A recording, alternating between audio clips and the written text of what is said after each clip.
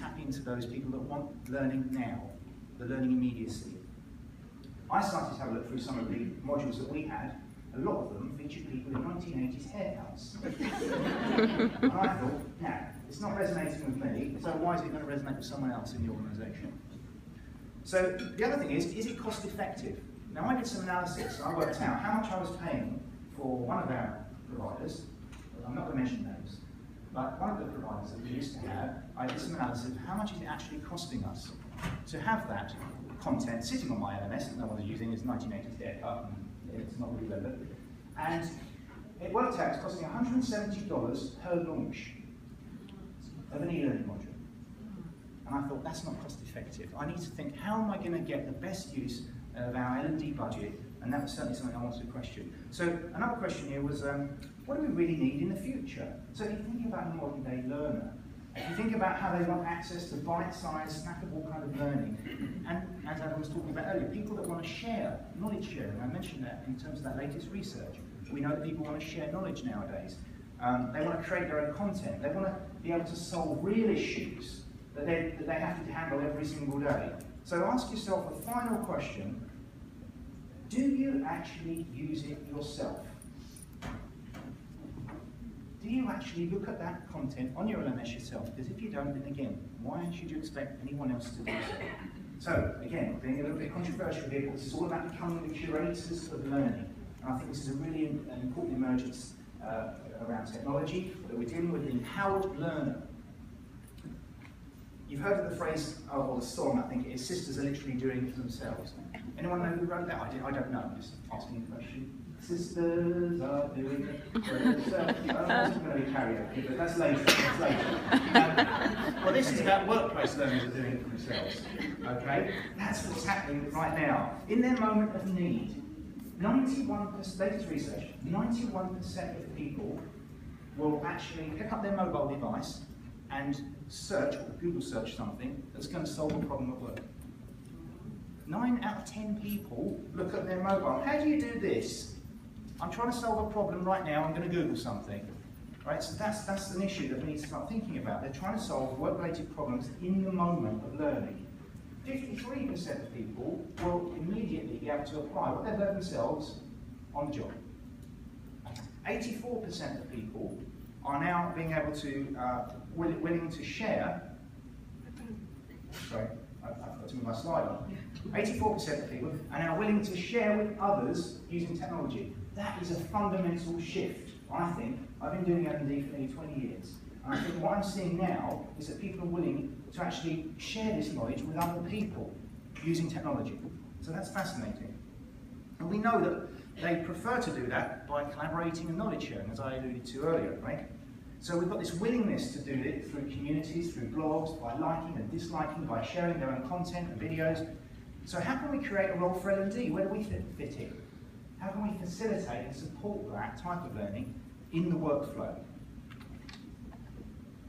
I put a phrase at the bottom there. They're looking for knowledge and know-how that is easy to access, like it's outside of the corporate network. So have a think about that. What can we do to make that learning more accessible and more digestible? Now, part of the challenge, I think, is, lovely picture here, is learning engagement. Learning and development has got a marketing brand issue. And you would have seen, again, lots of research on this. Stakeholders are not typically engaged, bless you, stakeholders are not typically engaged with what we're doing in learning and development. They don't find it compelling, there's no real marketing or brand for learning. It's kind of the so what question. Training is seen as a cost, not an investment. There's some challenges there. We need to be better at positioning learning so that it really starts to resonate with these stakeholders and that it supports key business goals. And it really starts to excite people. So I think many companies are falling into the trap of developing and managing thousands of learning assets on their LMS. But actually, from a learner's experience, it's just confusing. So when we decided to go with Cornerstone, we did some analysis and we spoke to people who used the previous LMS, name not to be mentioned, and we asked them, what do you think about it? And it's like, I get confused. I'm confused, I can't find what I want. I search for something, change management, 150 different learning objects. Which one? Which one? Tell me. Are we expecting them to find the one that's relevant? So have a think about that. Are you rationalising your content, streamlining it, and giving people what they want in the immediacy when they need it? We call it the spaghetti approach to learning. Okay? So you've probably heard this before, but if you throw enough spaghetti at a wall, some of it will stick, won't it? Yeah?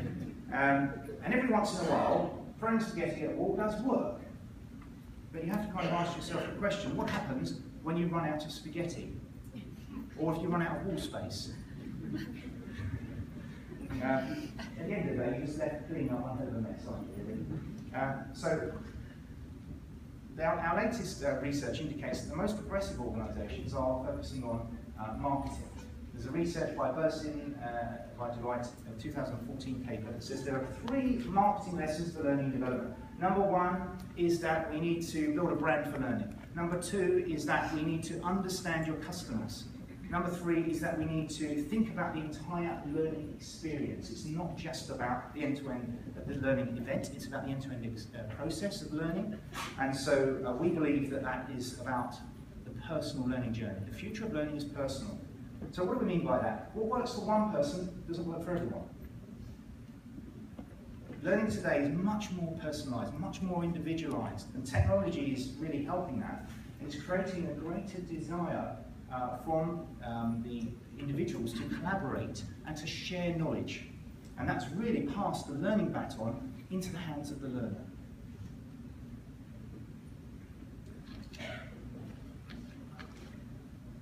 So to grab the attention of the learner, think marketing, think brand, and so our approach at American Express Global Business Travel was to create a new brand for our learning management system. We just bought Cornerstone, and one of the reasons why obviously we chose it was because of this fantastic roadmap that they had around collaborative, informal learning. All of the lovely things are in your brochure. There's a leaflet on it if you want to know more information. I'm not here to sell Cornerstone. That's your job to decide if it's right for you. But for us, it maps really well with our future journey of what we were on. And so we chose the LMS, and then we started thinking about, well, how can we create a brand for learning? We had our vision, we had our new LMS, how are we going to launch it to the learners? Now, I'm going to be playing you a video, and as you watch it, what I want you to do is think about this. 3 things, please. First of all, what do you think about the format of this as a learning intervention?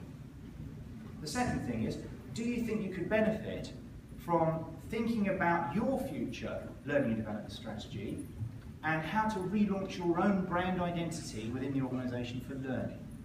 And thirdly, whether you feel the connect functionality within Cornerstone On Demand is what you need to drive greater collaboration and sharing of ideas and knowledge within your own organisation. Okay, please play the video.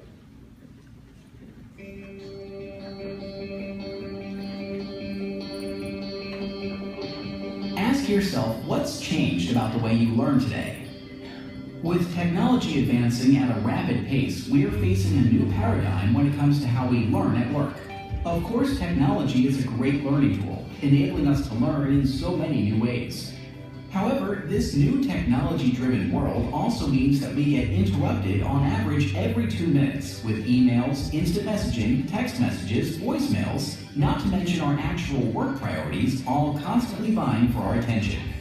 Our attention spans are under attack, and research shows that they've reduced significantly.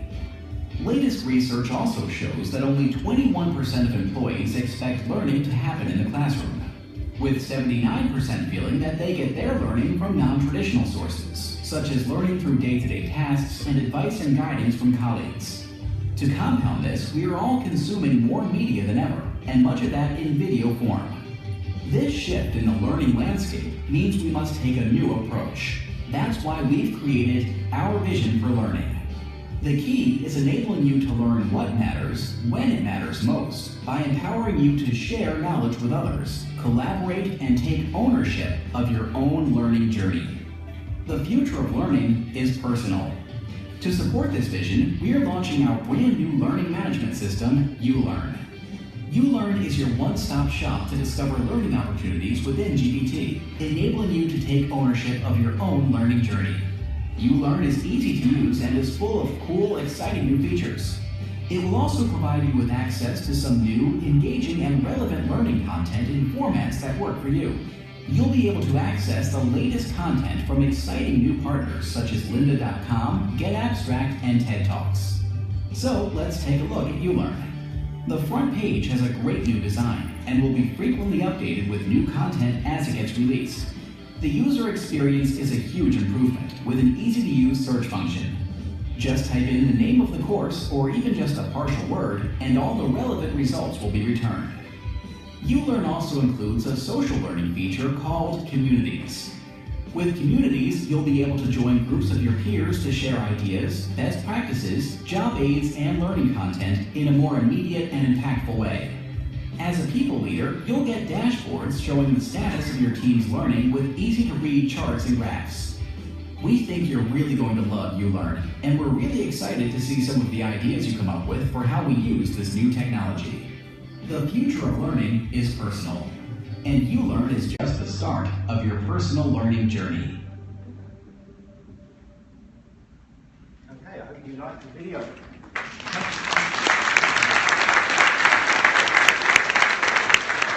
Okay, so in summary, 4 things that I would love for you to take away with you from today.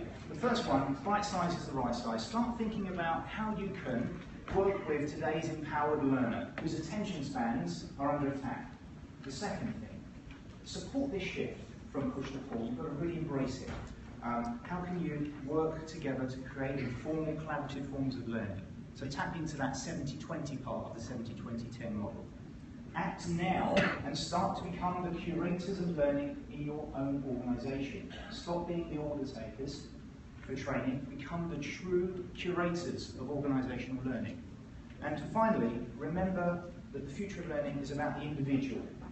Learning is now getting personal, very personal. Thank you.